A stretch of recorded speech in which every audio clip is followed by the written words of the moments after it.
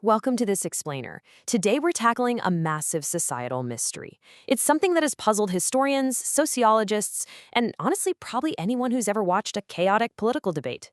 Why do humans so willingly submit to dominant-style leaders who might otherwise exploit them?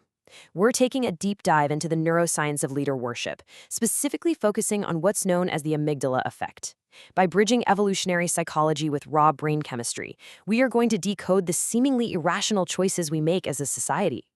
Think about a time of real global crisis, whether it's a war, a sudden pandemic, or deep economic uncertainty. Ask yourself this: why do humans, creatures who naturally desire freedom, autonomy, and maybe just being left alone, so often gravitate towards strong, uncompromising dominant rulers when things get scary? It's a huge paradox of human behavior, right? But as you'll see, the answer isn't a failure of logic. The answer is actually wired directly into our biology and our evolutionary past. Here's our roadmap. We'll cover two styles of leadership: the neuroscience of dominance, terror management theory, the amygdala effect, and finally, the urge to worship. Let's start with part 1, two styles of leadership, prestige versus dominance. There's a really stark contrast between the two main historical models of leadership. On one side, we have the prestige style, often called the Confucius model. This is a leader who gains influence by sharing knowledge, showing incredible generosity, and building flat hierarchies based on voluntary respect.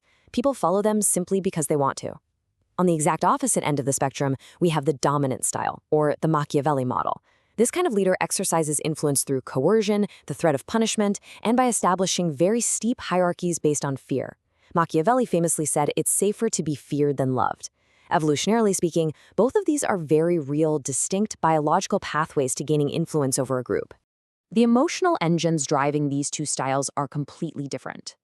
Prestige-style leaders generate a distinctly positive emotional bond with their followers. We're talking about genuine admiration, passion, and respect. They're inspiring role models. Dominant-style leaders, on the other hand, operate as alpha rulers, enforcing strict compliance. The emotional bond followers have with them is a complex, heavy mix of negative feelings, like fear and anger, combined with a kind of intense relief that someone is getting a difficult or dangerous job done. It's active, coercive influence versus passive, inspiring influence. Now, how does this tie into social status? Well, anyone can exhibit prestige by coordinating group actions. If you organize a community event, you're using prestige. But dominance is inherently different. Historically, dominance is anchored in a high-status individual's ability to win physical resource contests. In mammalian societies and throughout human history, dominance requires priority access to resources and the sheer ability to win conflicts. It is all about raw power and control. Moving to part 2, the neuroscience of dominance, wiring the hierarchy. Here's the thing. Leadership isn't just a social construct. It's a physiological reality. It is deeply chemical. We are governed by what's called the hormonal trifecta of leadership. First is testosterone. High basal levels of testosterone drive dominance motivation, authoritarian styles, and the aggressive punishment of dissent in groups. Next is cortisol. This is a stress hormone, and it actively spikes when a dominant leader's position is threatened, basically prepping their body to fight for their status. Finally, there's oxytocin. This is our pro-social hormone, associated with prestige-style leadership, empathy, and warm follower bonding. Our social structures are quite literally built on these hormonal cocktails. This absolutely blows my mind. When you look at brain scans of followers exposed to different leadership styles, the difference is undeniable. Following a prestige-style leader engages the medial prefrontal cortex and anterior cingulate. Those are higher cortical areas used for social learning, complex exchange, and critical thinking. But exposure to dominance, it instantly lights up our subcortical threat centers, specifically the amygdala and the striatum. It entirely bypasses our higher rational processing, triggering an immediate fear response tied directly to our most primal survival instincts. That brings us to part 3, terror management theory, the psychological clue. To understand why we actively seek out dominance when we're stressed, we have to talk about terror management theory, or TMT. It defines the profound psychological conflict between our biological instinct to survive and the conscious realization that our death is inevitable. Ernest Becker, the cultural anthropologist behind this, realized humans carry a unique cognitive burden. We're animals hardwired to survive, yet smart enough to know we are unavoidably going to die. That realization creates a background hum of existential terror.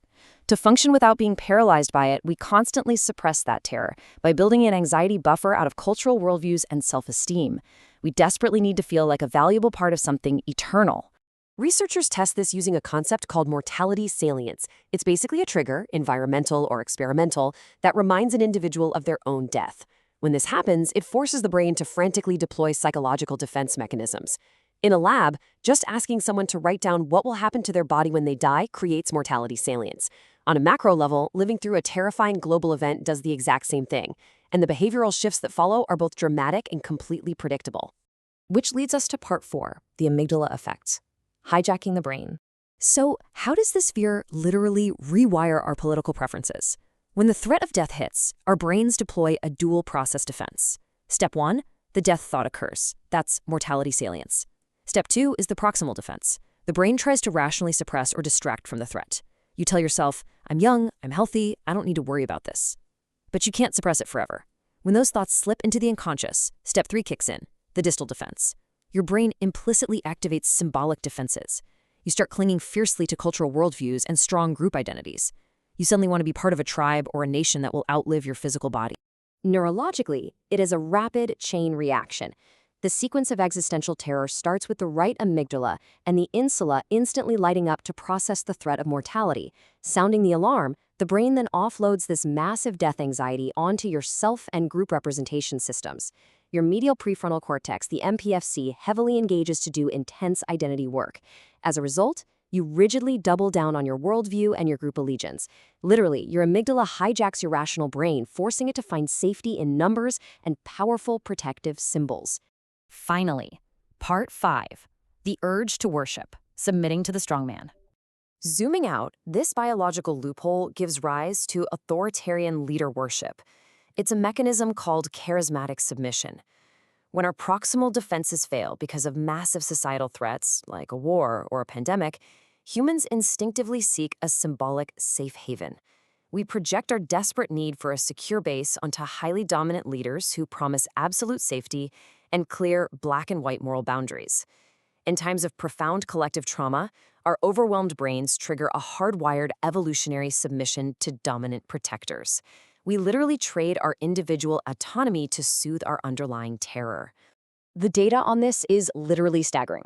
In neutral, stable environments, psychological studies consistently show that people strongly prefer relationship-oriented, nuanced, and compassionate leaders. We naturally reject coercive, highly aggressive authoritarianism. But inject mortality salience into the environment, add a major crisis, and the preference completely flips. The public rapidly shifts support away from nuanced leadership, demanding charismatic, dominant nationalistic figures instead. When the amygdala is activated by fear, it demands an unyielding protector. No nuance allowed. I want to share this brilliant insight from Ernest Becker, which perfectly summarizes our journey today. The idea of death, the fear of it, haunts the human animal like nothing else. It is a mainspring of human activity designed largely to avoid the fatality of death. It captures the profound reality that so much of our societal structure, our fierce political allegiances, and our eager elevation of dominant leaders is ultimately just a collective defense mechanism against our biological fate. So here's the question I'll leave you with. The next time you feel drawn to an uncompromising authoritarian protector, or you see society rapidly shifting toward dominant-style leadership during a crisis, you have to ask yourself, is this rational logic, or is it just your amygdala trying to keep you safe from the dark? Thank you for exploring the depths of the mind with me on this explainer, and I hope this helps you understand the hidden forces shaping the world around us.